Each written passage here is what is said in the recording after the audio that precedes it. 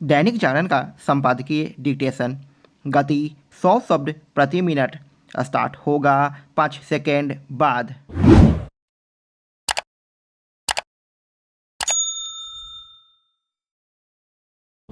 Start.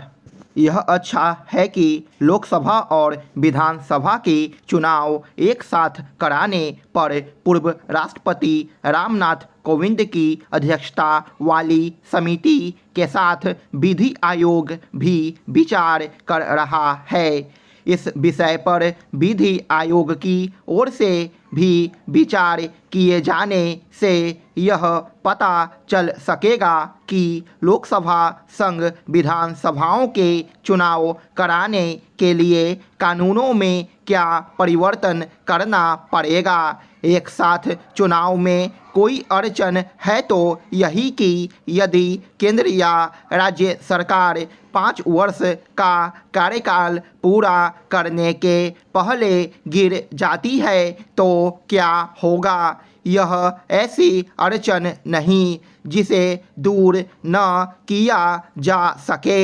एक साथ चुनाव के सुझाव पर विपक्षी दलों की चाहे जो आपत्ति हो, इसकी अनदेखी नहीं की जा सकती कि 1967 के पहले लोकसभा और विधानसभाओं के चुनाव एक साथ ही होते थे। एक साथ चुनाव के विचार का विरोध करने वालों को इससे भी परिचित होना चाहिए कि ओडिशा और आंध्र विधानसभाओं के चुनाव लोकसभा चुनाव के साथ ही होते हैं।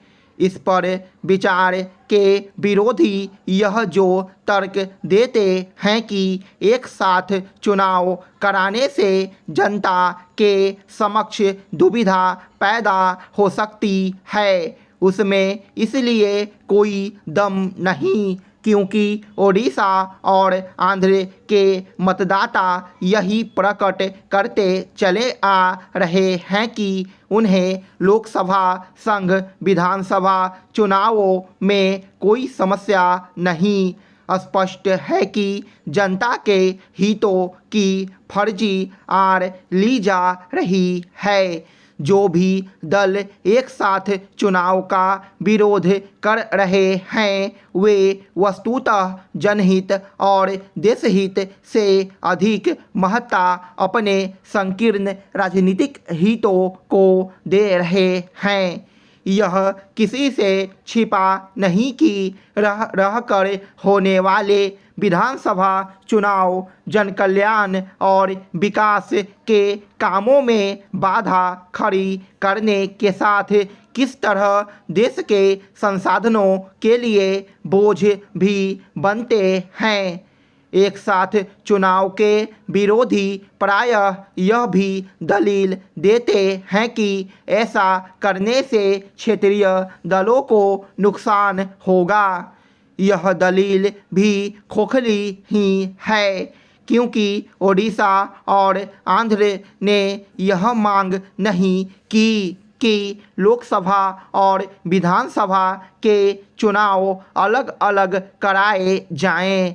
उचित यह होगा कि एक साथ चुनाव के विरोधी दल अपने निराधार विरोध का परित्याग करे और यह समझे कि इस मामले में उनकी ओर से जनता के हितों की जो आड़ ली जाती है उसका कोई मूल्य नहीं। वे आम जनता से पूछेंगे तो वही जवाब मिलेगा जो ओडिशा और आंध्र की जनता का रहता है। कुछ दल जनता की आड़ लेकर ईवीएम का भी विरोध करते हैं, लेकिन तथ्य यही है कि आम लोग मतपत्रों के जरिए चुनाव के पक्ष में नहीं। एक तो उन्हें ईवीएम पर यकीन है और दूसरे वे इससे भी अवगत हैं कि मतपत्रों से चुनाव में किस तरह धांधली होती थी। एक साथ चुनाव और ईवीएम पर राजनीतिक दल अपने कार्यकर्ताओं की आवाज़ को जनता की आवाज़ बताकर देश को गुमराह करने का ही काम कर रहे हैं।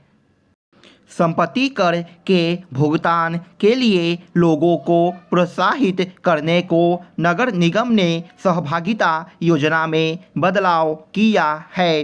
पहले 90% संपत्ति कर जमा कराने वाली कॉलोनी में उस राशि का 10%, लेकिन अधिकतम 1 लाख रुपए वहां के विकास कार्य पर खर्च करने का प्राविधान था। अब 1 लाख रुपए की सीमा हटा दी गई है। रेजिडेंट वेलफेयर एसोसिएशन RWA के सुझाव से विकास कार्य का प्रस्ताव तैयार किया जाएगा। निगम उन कार्यों को 90 दिनों के अंदर पूरा करेगा। यदि इस समय सीमा में कार्य पूरे नहीं हुए तो RWA निगम के विरुद्ध कानूनी कार्रवाई भी कर सकती है।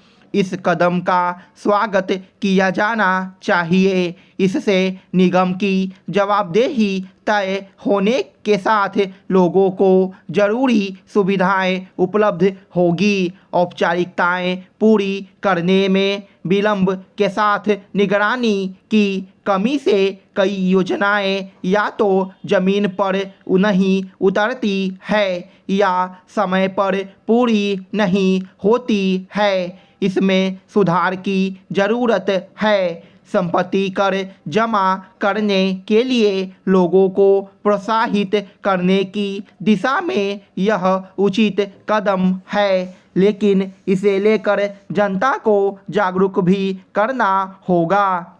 निगम के पास मात्र 15 लाख मकान पंजीकृत है और उसमें से भी मात्र 13 लाख संपत्ति मालिक जमा करते हैं। पैसे की कमी से विकास कार्य, कर्मचारियों का वेतन और अन्य जरूरी काम रुक जाते हैं। इसमें सुधार के लिए मकान पंजीकरण और कर भुगतान के लिए लोगों को जागरूक करने के साथ ही सख्ती भी जरूरी है। निगम की आत्मनिर्भरता के लिए आम जनता को भी योगदान देना चाहिए। स्टॉप।